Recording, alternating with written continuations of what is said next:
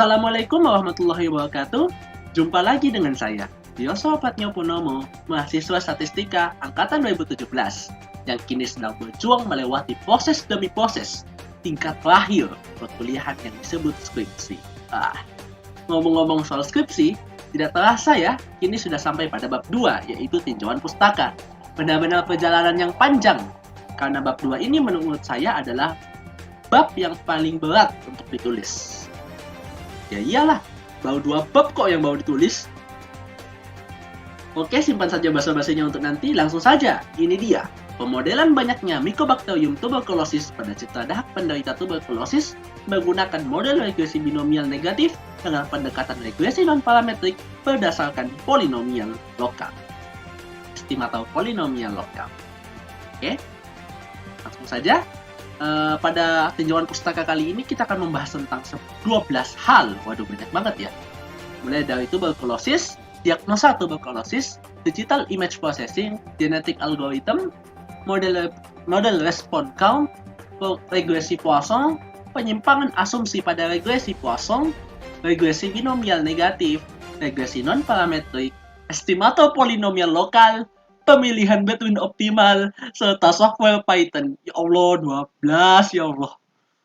Langsung saja, tuberkulosis. Oke, tuberkulosis atau disingkat sebagai TBC atau TB merupakan penyakit menular akut yang disebabkan oleh bakteri Mycobacterium tuberculosis.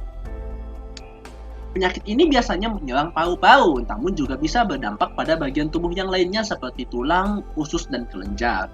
Penyakit ini ditularkan melalui udara, yaitu berasal dari butiran ludah seseorang yang terinfeksi bakteri tersebut yang keluar ketika orang tersebut batuk, bersin, atau meludah. Tuberkulosis ini merupakan salah satu dari 10 besar penyakit yang paling menyebabkan kematian di dunia dan menjadi penyakit paling mematikan yang disebabkan oleh infeksi. Pada 2018 saja, tuberkulosis telah mengakibatkan kematian kurang lebih 1,4 juta orang.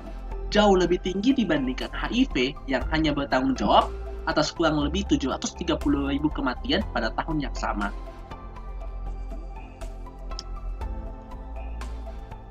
Nah, untuk salah satu cara untuk menanggulangi kematian akibat penyakit tuberkulosis ini adalah dengan melakukan pendeteksian kasus sedini mungkin. Oleh karena itu hal ini dimaksudkan untuk mencegah penularan dari penderita terhadap orang lain dan meningkatkan keefektifan pengobatan. Nah, dalam diagnosa tuberkulosis ini umumnya dilakukan metode pemeriksaan bakteri tahan asam pada sampel dahak. Selanjutnya, pelaporan dilakukan dengan skala yang ditetapkan oleh International Unit Against Tuberculosis and Lung Disease atau IULTLD berupa yang pertama, kalau tidak ditemukan bakteri tahan sebut BTA aja ya.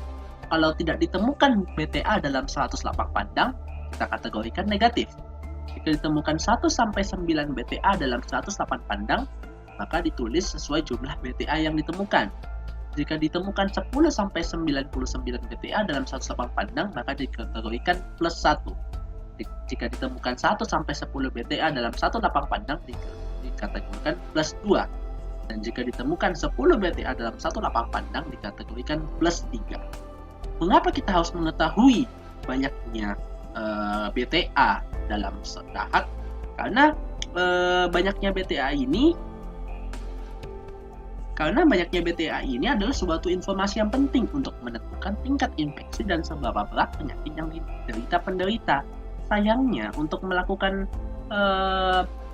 metode pemeriksaan ini kita membutuhkan waktu yang cukup lama. Sebenarnya ada satu metode pemeriksaan yaitu radiograf dada atau toraks.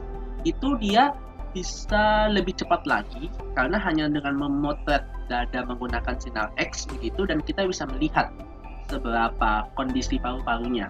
Hanya saja metode itu cukup mahal, cukup membutuhkan biaya yang lebih sehingga kurang terjangkau untuk masyarakat luas. Nah, hasilnya itu nanti dia berupa hasil yang pemeriksaan ini nanti akan berupa sebuah gambar yang nanti akan diidentifikasi jumlah BTA-nya oleh ahli kesehatan tertentu ya dokter. Nah dari situ pasti untuk memeriksa 100 lapang pandang itu butuh waktu yang cukup lama dan butuh usaha yang cukup lama, sehingga kita butuh suatu cara untuk bisa mempercepat. Salah satunya adalah menggunakan komputasi. Nah, metode komputasi yang dilakukan itu adalah digital image processing. Digital image processing ini adalah pengolahan citra digital secara bahasa Indonesia, pengolahan citra digital. Nah, ini adalah istilah yang dilakukan untuk menggunakan komputer dalam mengolah citra digital dengan mengikuti sebuah algoritma tertentu. Tujuannya adalah agar kualitas citra itu bisa meningkatkan kualitas citranya sehingga mampu menunjukkan informasi tertentu pada gambar tersebut, pada citra tersebut. Nah, untuk langkah-langkahnya itu beragam karena beragam untuk masing-masing citra yang ingin ditingkatkan, tapi intinya semuanya akan bisa semua. Intinya akhirnya dia bakal meningkatkan citranya dan bisa diubah dalam bentuk numerik yang akhirnya akan dijadikan data untuk penelitian kali ini, dalam penelitian skripsi ini. Oke, selanjutnya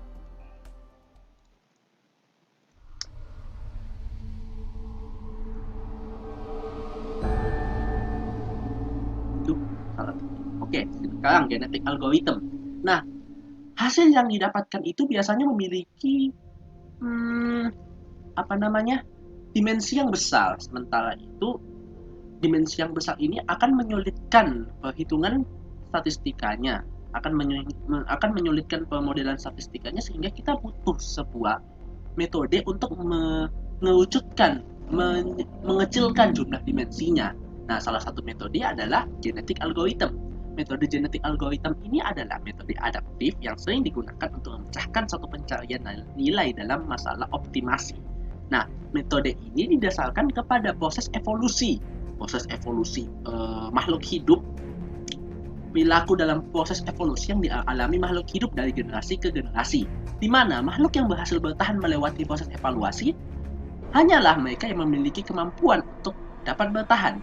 Dengan kata lain, algoritma ini mengikuti proses seleksi alam, atau siapa yang kuat, dia yang bertahan. Nah,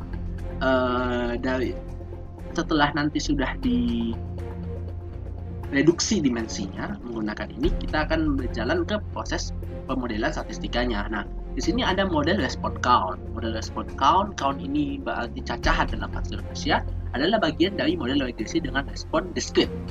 Model discrete ini mengindikasikan bahwa penggunaan variabel respon yang berupa bilangan bulat. Nah, bilangan bulat respon ini nanti adalah banyaknya bakteri yang ditemukan seperti itu. Jadi bentuknya adalah bilangan bulat. Nah, untuk model discrete sendiri bisa kita lihat, ditutup sama muka saya. Ya udahlah, nanti saya bacakan. Jadi untuk respon yang biner nanti modelnya adalah logistik biner, proporsional nanti logistik kelompok, ordered logistik ordinal, multinomial itu nanti choice logistik. Ya, itulah.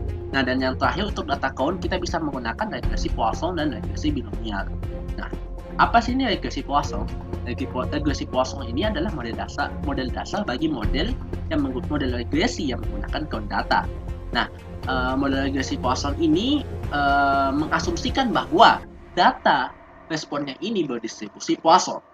Nah, fungsi link yang digunakan adalah fungsi link log, karena fungsi log menjamin nilai variabel yang diharapkan dari variabel responnya akan bersifat non-negatif. Secara matematis, fungsi link log ini bisa dilihat di layar, dirumuskan sebagai berikut dengan seperti itu juga. Nah, satu hal yang harus kita tangkap dari regresi Poisson ini adalah asumsi yang digunakan pada distribusi Poisson. Pada distribusi Poisson ada asumsi yang disebut equidispersi, di mana nilai rata-ratanya itu harus sama dengan nilai variansinya. Nah, jika hal ini tidak dipenuhi, maka otomatis kita tidak bisa menggunakan regresi Poisson. Maka ini yang akan dibahas dalam penyimpangan asumsi pada regresi Poisson. Seperti yang saya sudah bilang tadi, ada asumsi yaitu equidispersi, namun sayangnya di dunia nyata ini sangat sulit untuk dipenuhi. Memang ada data-data yang memenuhi asumsi equidispersi, namun tentu saja lebih banyak data di dunia ini yang memiliki nilai variansi itu yang jauh lebih besar daripada nilai rata-rata.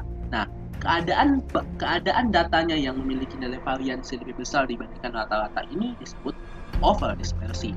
Nah, bagaimana kita mengakali agar bisa menggunakan data yang overdispersi itu?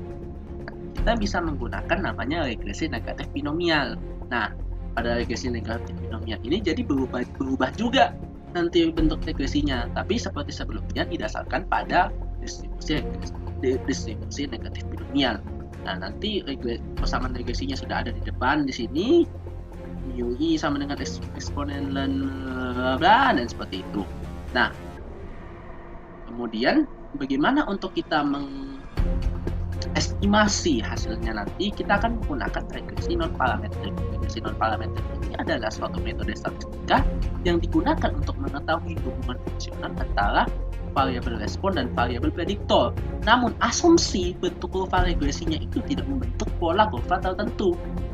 Nah, estimasi fungsi regresinya diasumsikan smooth pada data yang dijadikan respon sehingga memiliki fleksibilitas yang tinggi. Jadi regresi non parametrik ini kurvanya tidak ada asumsinya dan kita menggunakan parameter smoothing yang nanti dijadikan pada data yang dijadikan respon sehingga nanti dia kurvanya bakal fleksibel seperti itu.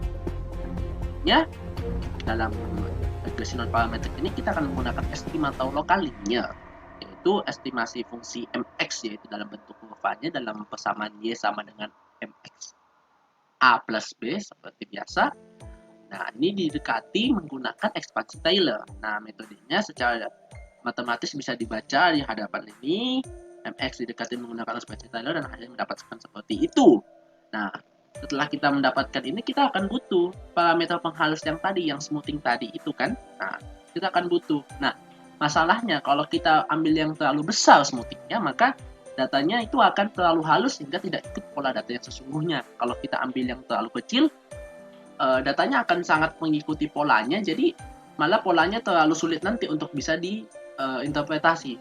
Nah, oleh karena itu nanti kita harus butuh bandwidth yang optimal. Nah, salah satu metode untuk mendapatkan bandwidth optimal adalah dengan menggunakan generalized cross validation atau GCV.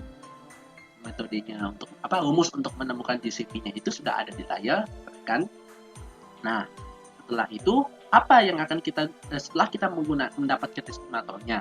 Masalahnya dengan data yang sebanyak itu tidak mungkin kita menggunakan tangan. Ya bisa sih, cuman waktunya akan sangat lama dan sangat melelahkan. Oleh itu kita butuh bantuan software. Nah, software yang akan digunakan dalam penelitian kali ini adalah software Python. Python ini adalah bahasa pemrograman yang diciptakan oleh Guido van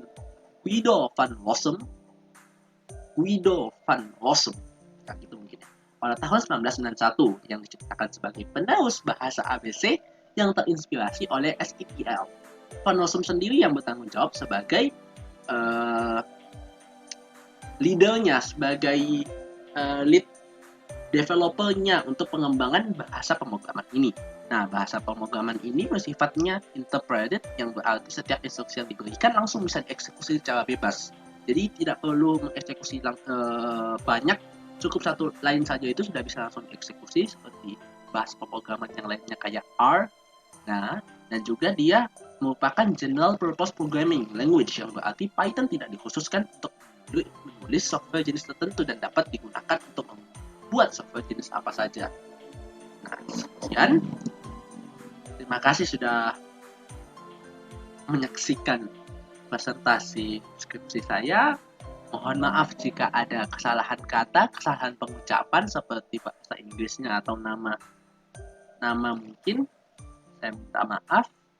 Lebih dan kurangnya mohon dimaafkan. Wassalamualaikum warahmatullahi wabarakatuh. Terima kasih.